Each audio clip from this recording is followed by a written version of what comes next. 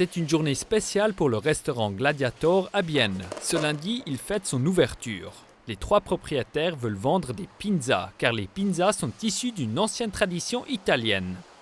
Cette pizza, justement, avec l'histoire de Gladiator, elle correspond exactement à l'histoire des gladiators, car avant de rentrer dans l'arène, les gladiators mangeaient une pizza.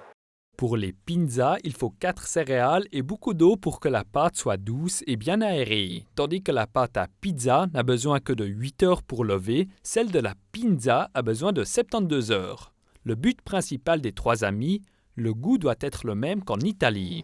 C'est pour cette raison qu'ils utilisent que des produits de la péninsule pour leur pizza.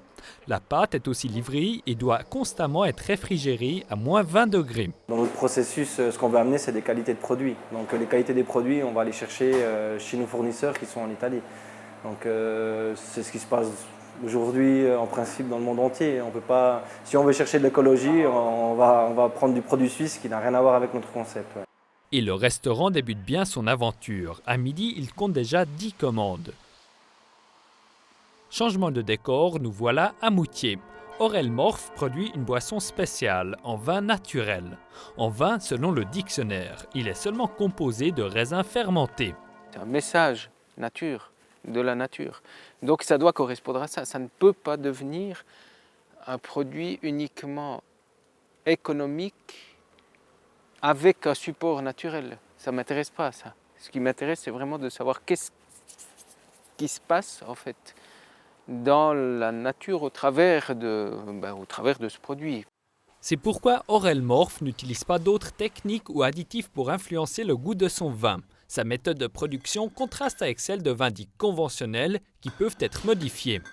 On peut corriger l'acidité d'un vin, on peut ajouter du tanin, on peut ajouter des arômes, on peut faire, en fait, avec un même jus de raisin, on peut faire 10 vins différents selon ce qu'on va y mettre dedans. On peut faire un vin soit léger, soit très costaud, en ayant la même base, chose qui n'arrivera pas dans le vin nature parce qu'on ne va rien y mettre dedans. Donc il sera de toute façon linéaire comme ça.